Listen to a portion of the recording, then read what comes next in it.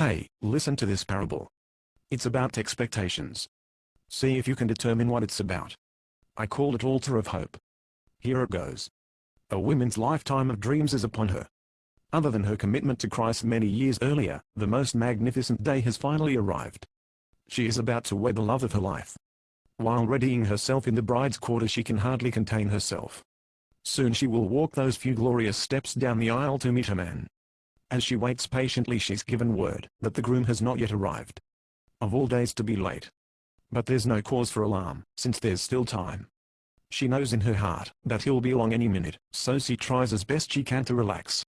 As her mind runs wild, she begins to wonder if something's gone awry, since her groom has always been abundantly faithful. The bride's spirit is quieted somewhat as she's given word that he will soon appear at the altar awaiting his beautiful bride. Minutes pass and the bride continues to sit without her beloved as tensions begin to rise.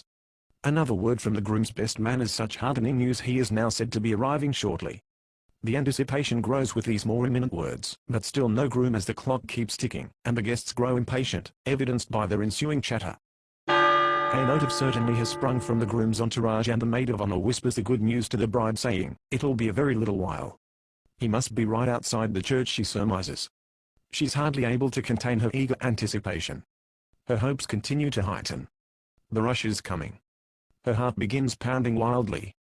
Another encouraging report saying, "It's the last hour, his coming is at hand." Her enthusiasm crescendos to a new pinnacle. She can hardly stand still. Her groom is about to appear. She can feel his presence. Now hours have passed, and no groom is in sight. All the guests, but the parents, have returned to their respective homes. The bride, sobbing and downtrodden, experiences untold sorrow. But he was on his way. Why didn't he come? And why did they continue to tell us that he'd be here soon? She felt the epitome of rejection, telling her maid of honor that it would have been better to have never loved than to go through this tortuously agonizing trial. Days pass, and still no groom as the bride grew increasingly despondent. Weeks and still no sign of him. Not even a word from his parents. Years are now in the books, and although the bride was clearly grief-stricken, she had moved on.